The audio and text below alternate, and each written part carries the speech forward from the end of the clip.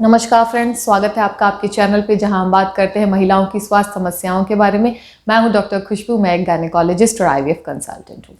Friends, अगर कोई couple pregnancy plan कर रहे हैं और उन्हें प्रेगनेंसी लेने में दिक्कत आ रही है, इनफर्टिलिटी का सामना करना पड़ रहा है, तो एक बहुत कॉमनली प्रिस्क्राइब किया जाने वाला टेस्ट है हिस्ट्रोसाल्पिंगोग्राफी, HSG। HSG एक टाइप का टेस्ट है जिसमें हम आपके फेलोपियन ट्यूब्स की पेटेंसी देखते हैं, यानी कि गर्भाशय की नलियाँ खुली हैं या बंद है, HSG टेस्ट के द्वारा चेक किया जाता है। यह एक टाइप का एक्सरे टेस्ट है जिसमें हम एक डाई बच्चेदानी के मुंह से सर्विक्स के थ्रू यूट्रस में पुश करते हैं और फेलोपियन ट्यूब से इसे हम स्पिल होते हुए एक्सरे फिल्म में देखते हैं। फ्रेंड्स, फेलोपियन ट्यूब क्यों इतनी इंपॉर्टेंट है? फेलोपियन ट्यूब एक रास्ता बनाती है आपके अंडाशय और गर्भाशय के बीच में। अंडे अंडाशय से फूट के फेलोपियन ट्यूब्स में आते हैं। स्पर्म, शुक्राणु और एग्स का फर्टिलाइजेशन फेलोपियन ट्यूब्स में ही होता है। एम्ब्रियोज का निर्माण फेलोपियन ट्यूब्स में ही हो जाता है और फाइनली एम्ब्रियोज मूव करके आपके यूट्रस में आके फाइनली इम्प्लांट करते हैं। फ्रेंड्स, अगर फेलोपियन ट्यूब्स बंद होंगी तो एम्ब्रियोज का फॉर्मेशन नहीं होगा और प्रेगनेंसी कभी नहीं होगी। बहुत सारे ऐसे कंडीशन जैसे कि पेल्विक इन्फ्लेमेटरी डिजीज जिसमें क्लेमाइडिया, गोनोकॉकस इन्फेक्शन बहुत कॉमन है, ट्यूब्स को डैमेज कर देती है। आपके बच्चेदानी के आसपास और ट्यूब्स के आसपास में इन्फेक्शन हो जाता है और फेलोपियन ट्यूब्स बंद हो जाती हैं, आपस में चिपक जाती हैं और आपको ट्यूबल ब्लॉकेज हो जाता है, आप प्रेगनेंसी नहीं ले पाते हो। इंडिया में ट्यूबरकुलोसिस, टीबी बहुत कॉमन कॉज है फेलोपियन ट्यूब ब्लॉकेज के लिए। इंडोमेट्रियोसिस, पेल्विस में ट्यूमर्स भी आपके फेलोपियन ट्यूब्स को क्लोज कर सकते हैं, बंद कर सकते हैं। अगर आपके ट्यूब्स पे पहले कोई सर्जरी हुई है, जैसे कि अगर आपको इक्टोपिक प्रेगनेंसी या अस्थानीय प्रेगनेंसी की कोई हिस्ट्री रही है और आपके ट्यूबल सर्जरी हुई है, तब भी आपके फेलोपियन ट्यूब्स बंद होने के चांसेस होते हैं। या फिर आपने ट्यूबल लाइगेशन करा लिया हो, अपनी नलियाँ बंद करा ली हो, फैमिली प्लानिंग का ऑपरेशन पहले कभी करा लिया हो और अब आप प्रेगनेंसी चाह रहे हो, तब भी हमें HSG में ट्यूब बंद आता है। तो फ्रेंड्स, अगर आपके HSG में आपका फेलोपियन ट्यूब बंद हो जाता है तो आपको परेशान होने की ज़रूरत नहीं है।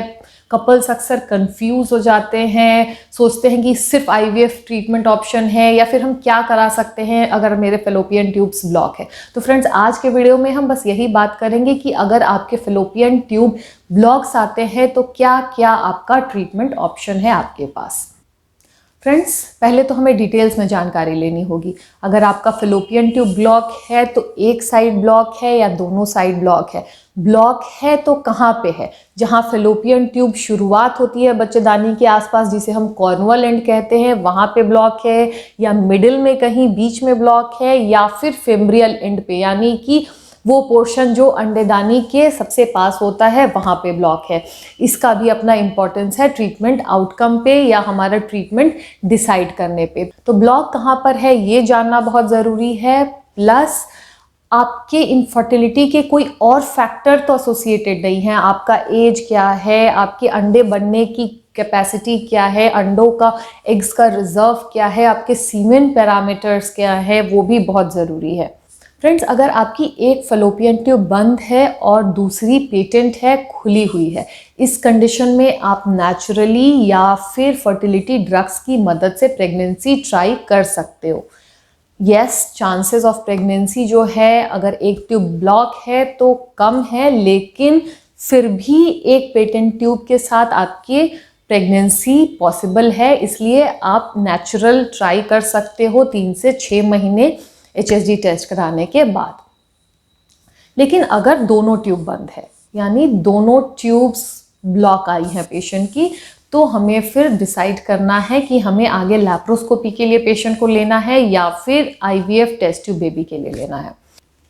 फ्रेंड्स, अगर आपका फेलोपियन ट्यूब ब्लॉक है प्लस अदर पैरामीटर्स भी हैं इनफर्टिलिटी के लिए, जैसे कि अगर आपके एग्स का रिजर्व अच्छा नहीं है, AMH कम है, एज काफ़ी ज़्यादा हो गई है, प्रेगनेंसी के लिए ट्राई करते हुए काफ़ी समय हो गया है, आपके हस्बैंड के सीमेन पैरामीटर्स बहुत अच्छे नहीं हैं, जिसके लिए ऐसे भी आपको IVF या ICSI के लिए जाना है, तो ऐसे कंडीशन में आप आईवीएफ के लिए डायरेक्टली जा सकते हो। लैप्रोस्कोपी अगर आपको हाइड्रोसल्पिंग्स है तो लैप्रोस्कोपी के लिए जाके हाइड्रोसल्पिंग्स को हटा दें। यानी हाइड्रोसल्पिंग्स एक स्वेलिंग होती है फेलोपियन ट्यूब्स की, जिसमें आपके फेलोपियन ट्यूब्स के अंदर पानी भर जाता है ब्लॉकेज की वजह से। तो अगर आपकी हाइड्रोसल्पिंग्स है तो फ्रेंड्स आप लैप्रोस्कोपी करके हाइड्रोसल्पिंग्स हटवा के आईवीएफ के लिए जाओ, अदरवाइज आप डायरेक्टली भी आईवीएफ के लिए जा सकते हो।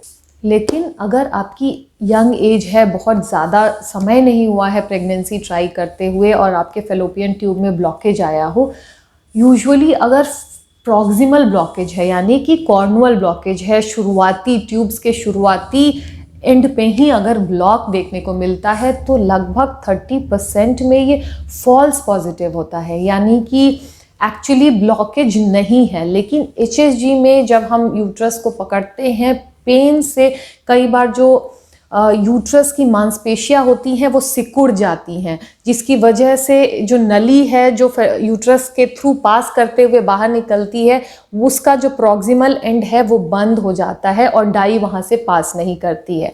इसकी वजह से आपका ब्लॉकेज आएगा, लेकिन एक्चुअल में यह ट्यूब खुली हुई है, यानी आपका फेलोपियन ट्यूब्स खुला हुआ है लेकिन एचएसजी में रिपोर्ट आया है कि बंद है।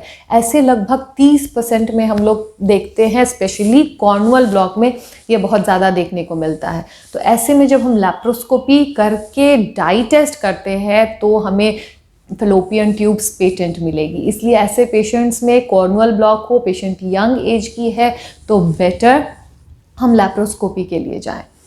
हमने लैप्रोस्कोपी की और हमें कॉर्नुअल ब्लॉक लैप्रोस्कोपी में भी मिलता है, तो हम हिस्ट्रोस्कोपी, एक दूरबीन जो बच्चेदानी के मुंह से हम पास कराते हैं, उसके माध्यम से कैनुलेट कर सकते हैं उस ट्यूब को। मतलब जहाँ पे भी ब्लॉकेज है, अगर हल्का फुल्का सा चिपकाहट होती है या फिर कोई म्यूकस या कोई भी चीज़ जो रास्ता ब्लॉक कर रही है कॉर्नुआ के एंड पे, हम कैनुलेट करके उसे हटा सकते हैं। तो फ्रेंड्स, कॉर्नुअल ब्लॉक में रीकैनलाइजेशन के, कैनुलेशन के रिजल्ट्स बहुत अच्छे हैं। तो हमें अगर आपका ब्लॉक आता है, कॉर्नुअल ब्लॉक आया है, तो आप लैप्रोस्कोपिक फॉलोड बाय कैनुलेशन के लिए ट्राई कर सकते हो। अगर आपके मिडिल एंड पे या फिम्ब्रियल ब्लॉक होता है तो मोस्ट ऑफ द टाइम ये किसी इन्फेक्शन की वजह से होता है, जैसे क्लेमाइडिया, गोनोकोकस या ट्यूबरकुलोसिस। हम चाहें तो उससे खोल सकते हैं। फिम्ब्रियल एंड पे अगर आपका ब्लॉकेज होता है तो वहाँ पे फिम्ब्रिया के आसपास में हम एक होल बना के ट्यूब्स को पेटेंट कर सकते हैं। लेकिन मोस्ट ऑफ द टाइम जो फेलोपियन ट्यूब्स होती है, इन्फेक्शन की वजह से अंदर से डैमेज हो जाती है। तो जो फंक्शन होता है फेलोपियन ट्यूब का, जो एग को पास कराती है अंदर से और एम्ब्रियोज जब बने तो उसे यूट्रस में पहुंचाती है, वो बहुत इफेक्टिवली नहीं कर पाती है। तो हमने पेटेंट तो ट्यूब्स को कर दिया, लेकिन यूजुअली फंक्शनली बहुत अच्छे रिजल्ट्स नहीं आते हैं अगर हम ट्यूबल कैनुलेशन या ट्यूबल ओपनिंग की कोशिश करें मिडिल या फिर अगर फिम्ब्रियल एंड पे ब्लॉकेज है तो। प्लस अगर हमने ओपनिंग की कोशिश की तो इक्टोपिक प्रेगनेंसी के भी चांसेस बहुत ज़्यादा हो जाते हैं। इक्टोपिक प्रेगनेंसी यानी अस्थानीय प्रेगनेंसी। अब द फ्रेंड्स, हमने पहले भी बात की कि एम्ब्रियोज का जो फॉर्मेशन है वो फेलोपियन ट्यूब्स में ही होता है। अगर हमने ट्यूब्स को ओपन तो कर दिया, एम्ब्रियोज वहीं बन गए, लेकिन उनकी जो ट्यूब डैमेज होने की वजह से एम्ब्रियोज यूट्रस में ना ट्रांसपोर्ट होके वहीं पे इम्प्लांट कर जाते हैं, फेलोपियन ट्यूब्स में ही इम्प्लांट कर जाते हैं। ये एक बहुत खतरनाक कंडीशन है महिलाओं में, क्योंकि ट्यूब्स ज़्यादा दिन तक बच्चे को अपने अंदर नहीं रख सकती है। फेलोपियन ट्यूब फिर रप्चर कर जाती है। एक्टोपिक प्रेगनेंसी जानलेवा हो सकती है महिलाओं के लिए। तो ऐसे में फ्रेंड्स, जो ऑपरेटिंग सर्जन है उन्हें डिसीजन लेना होता है। उन्होंने लैप्रोस्कोपी की, बहुत ज़्यादा एडहेशन है, ट्यूब्स डैमेज होने के चांसेस लग रहे हैं बहुत ज़्यादा है, ट्यूब्स बहुत ज़्यादा घूमी हुई है, टॉर्चुअस है। ऐसे केस में बेटर है कि हम आईवीएफ के लिए जाएं।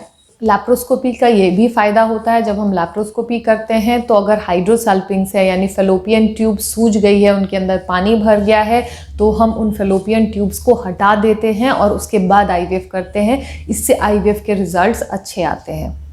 फ्रेंड्स, अगर हमने लैप्रोस्कोपी की और फेलोपियन ट्यूब्स खुल गई, पेटेंट हो गई, तो आप इसके बाद 3 से 6 महीने नेचुरली या फर्टिलिटी ड्रग्स का यूज़ करके प्रेगनेंसी ट्राई करते हो। अगर हमने लैप्रोस्कोपी की लेकिन प्रोसीजर सक्सेसफुल नहीं हो पाता है, फैलोपियन ट्यूब्स पेटेंट नहीं हो पाती है सर्जरी के बाद में, तो आप IVF के लिए प्रोसीड कर सकते हो। ट्यूबल ब्लॉकेज के केस में अगर आपकी यूट्रस अच्छा है तो IVF के रिजल्ट्स बहुत अच्छे आते हैं। तो फ्रेंड्स, अगर आपके HSG में ब्लॉक आया है तो आगे क्या करना है वो बहुत सारे पैरामीटर्स पे डिपेंड करता है। आपके इनफर्टिलिटी के कोई और कॉज, आपके सीमेन की क्वालिटी, आपकी एग की क्वालिटी, आपके ट्यूब के ब्लॉक जो है वो कहाँ पर हैं, इन सारी चीज़ों पे हमारा मैनेजमेंट डिपेंड करता है। अगर आपका यंग एज है, एग्स की क्वालिटी अच्छी है, सीमेन की क्वालिटी अच्छी है, तो HSG में ब्लॉक आने पे आपको पैनिक नहीं करना है। Go for laparoscopy. लैप्रोस्कोपी में जो भी फाइंडिंग होगी उसके अकॉर्डिंग आप इधर IVF या फिर नेचुरल ट्राई कर सकते हो। लेकिन अगर आपके पास कोई और रीज़न है IVF कराने का तो लैप्रोस्कोपी मैंडेटरी नहीं है। अगर आपको हाइड्रोसल्पिंग्स है तो आप लैप्रोस्कोपी गाइडेड सल्पिंजेक्टमी कर सकते हो, लेकिन अगर ट्यूब्स नॉर्मल है, ट्यूब में कोई स्वेलिंग नहीं है, तो आप डायरेक्टली IVF के लिए प्रोसीड कर सकते हो। तो फ्रेंड्स, अगर आपको HSG ब्लॉक है, आपको इससे जुड़े कोई भी सवाल हैं तो आप मुझे कमेंट बॉक्स में पूछ सकते हो। अगर आपको मेरा वीडियो पसंद आया हो तो please like, share and subscribe करना बिल्कुल भी ना भूलें। Thank you.